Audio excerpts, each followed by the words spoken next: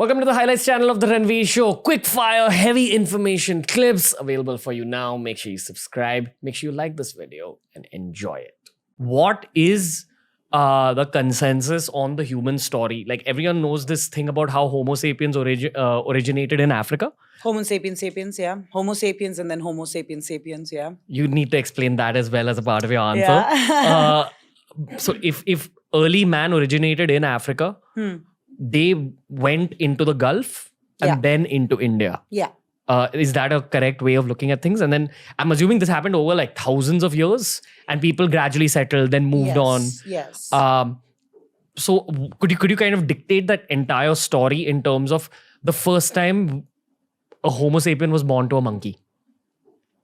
Well, in the beginning of this podcast, I said only 10% of human history has ever been found, right? Everything that we know about us as humans, we have put together from everything that we have found from the past. And if everything that we found from the past is only 10% of what existed in the past, so most of our information is concealed. It's like how we know about space, right? We don't know enough about space. It's vast. It's hidden. It's not visible to the naked eye. Same thing with archaeology. Same thing with the human history. It's not visible to us. We have not found all the evidence. What we've put together, the global consensus that we come up to, that yes, most evidence has been found in Africa. Humans existed in Africa. There were multiple great migrations that happened. How do we know that? How do we know that it actually originated in Africa? No, I don't think we should ever, in terms of history, I don't think we should ever make strong statements that this is a fact. We should say this is a fact for now, because this is what we found now. We could find something later that could change the course of our understanding of human history, and we need to be open to that. So where the world of archaeology stands right now, it's a universal assumption that it began in Africa. Yeah. Why has that become an assumption? Like I'm actually just trying to learn. I'm not doubting it. I'm just trying to understand. I still wouldn't call it an assumption. I think I would change that word into those. That is the evidence we have. So that's the fact that we are with right now. Those facts lead us to that conclusion. But as we discover more, like for example, earlier this year, there were prehistoric caves that were found in India, just outside Delhi near Faridabad. Now, Aravalli ranges, they're the oldest mountain ranges of the world, essentially, right? The shortest hills, but the oldest mountain ranges because completely wind eroded.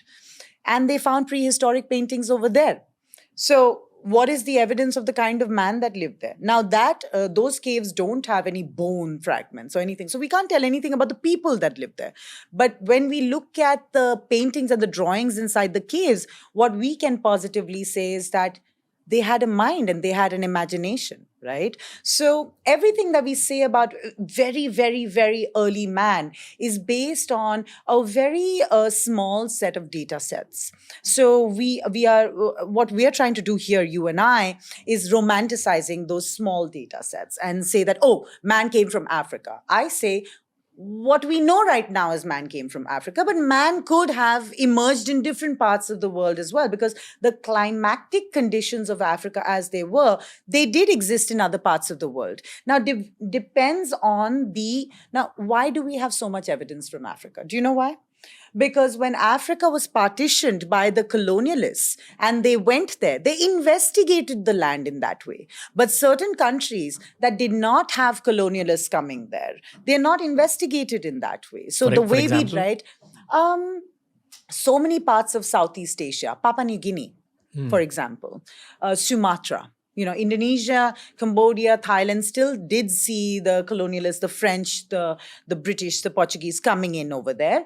But there are so many islands of this country that have broken away from the main landmass that still have human civilization living there. The Andaman Sentinelese Island, I can never pronounce that, right? But they have the most pure human civilization, humankind living there. I don't want to call it civilization because we don't know much about them, right?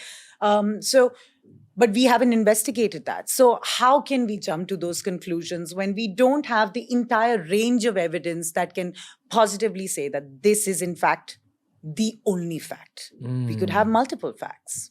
And 90% of history is either lost or not found yet. Lost, not found, destroyed because of urbanization, all of that. That was the video for today. Make sure you hit like, subscribe to this channel, and share this video with your friends. TRS Clips will be back soon.